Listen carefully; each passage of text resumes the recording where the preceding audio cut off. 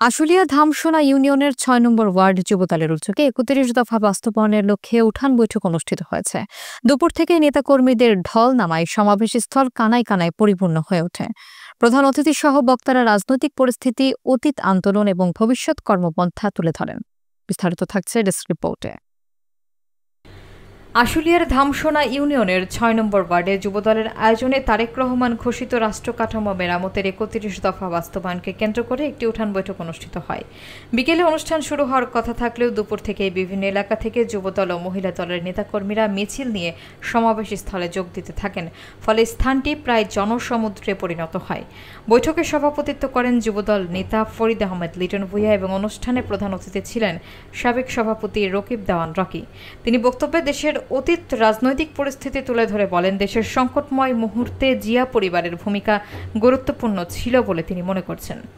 এছাড়া আন্দোলন ভিত্তিক সময়গুলোর কথাও তিনি স্মরণ করেন এবং জানান, দীর্ঘ সময় ধরে দলের কর্মীরা হামলা, মামলা ও নানামুখী চাপের মুখে থাকলেও রাজপথে সংগঠনের প্রতি একনিষ্ঠ ছিলেন।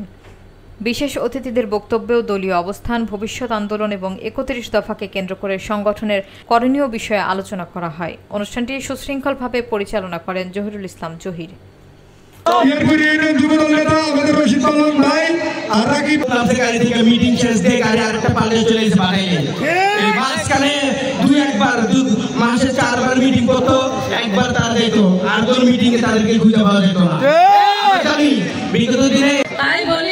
আমরা সকলে হাতে হাত রেখে করতে আমাদের ভারপ্রাপ্ত চেয়ারম্যান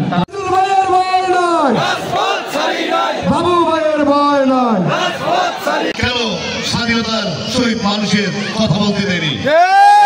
ভারপ্রাপ্ত তারেক রহমান ঠিক আছে, তাহলে তো আর বলার কিছু নাই। আপনারা জানেন জিয়াউর রহমান যিনি বাংলাদেশের প্রথম রাষ্ট্রপতি হিসেবে দায়িত্ব পালন করেছেন। যেই সময় তিনি বাংলাদেশের দায়িত্ব নিয়েছিলেন সেই সময় বাংলাদেশ ছিল একটি কৃষি প্রধান দেশ। জিয়াউর রহমান তিনি ছিলেন একজন চৌকস নেতৃত্ব।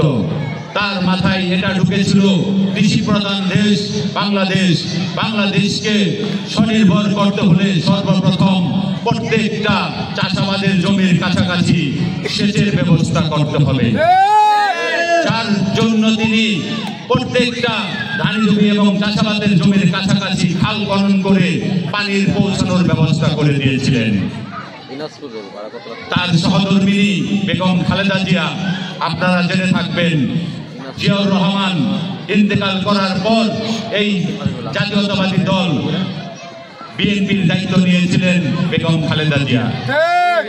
বেগম খালেদা জিয়া দায়িত্ব নেওয়ার পর সেই সময় ক্ষমতায় ছিল কে বলবো, স্বৈরাচার এরশাদ কিন্তু স্বৈরাচারী করে ৯ বছর এই বাংলার মাটিতে ক্ষমতা দখল করে রেখেছিল। সেই স্বৈরাচারী এরশাদের পতন হয়েছিল ঠিক এইরকম গণ অভ্যুত্থানের মাধ্যমে। সেই তার পরবর্তীতে বিএনপি বাংলাদেশের দায়িত্বভার গ্রহণ করেছিল এবং সেই দায়িত্বভার গ্রহণের প্রধানমন্ত্রী হিসেবে দায়িত্ব নিয়েছিল বেগম খালেদা জিয়া। বেগম খালেদা জিয়া বাংলার জনগণের জন্য, দেশের জন্য তিনি, আমরা জানি খালেদা জিয়ার একটা নাম আছে, কি নাম আপনারা জানেন? আপসহীন মানে কি? তিনি কি কিছুর সাথে আপোষ করেন না? সেটা না, তিনি শুধু অন্যায়ের সাথে আপোষ করেন না। অন্যায়ের সাথে আপোষ করেন না বলে তিনি 1/11-এর সময় ওই শেখ হাসিনার মতো দেশ ছেড়ে, দেশের জনগণ ছেড়ে পালিয়ে বিদেশে চলে যাননি। তিনি কখনো অন্যায় ভাবে দেশের ক্ষমতা দখল করতে চান নাই বলেই শেখ হাসিনা স্বৈরাচারী ভাবে এই 16-17 বছর বাংলাদেশের ক্ষমতাকে দখল করে রেখেছিল। কারণ বিগত দিনের সেই 1/11-এর সরকার খালেদা জিয়াকে প্রস্তাব দিয়েছিল, আপনাকে আমরা ক্ষমতা দিয়ে যাই, আপনি শুধু আমাকে ক্ষমা করে দিবেন। কিন্তু সেই সময় বেগম খালেদা জিয়া আপোষ করেন নাই একটাই কারণ তারাও দেশের মানুষের সাথে দলের সাথে অন্যায় করেছিল বলে। শেখ হাসিনা বাংলার জনগণের উপর বাংলার রাজনৈতিক দলগুলোর উপর যেভাবে দমন পীড়ন চালিয়েছেন, ঠিক সেই দমন পীড়নের শিকার তিনি নিজেই হয়েছেন 5 আগস্টের ছাত্র জনতার আন্দোলনের মধ্য দিয়ে। আজকে আওয়ামী লীগের কিছু সংখ্যক লোক মনে করেন তারেক রহমান লন্ডনে থেকে বাংলাদেশের জাতীয়তাবাদী দলের নেতৃত্ব দিয়েছেন, ঠিক এইভাবে শেখ হাসিনা ইন্ডিয়া থেকে আওয়ামী লীগের নেতৃত্ব দিবেন। ভাই, প্রেক্ষাপট তো ভিন্ন।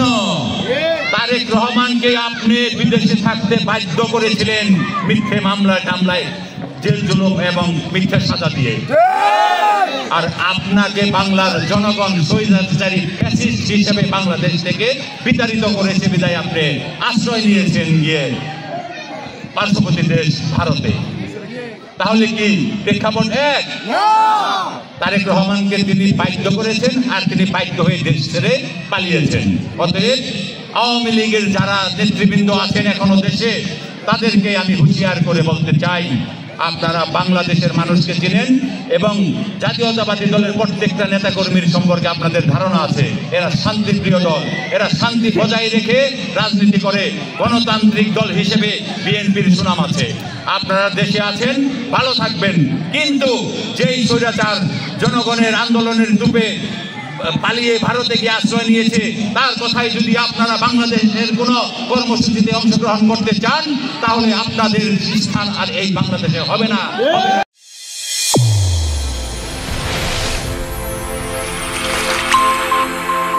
চ্যানেল A1 হৃদয়ের স্পন্দন।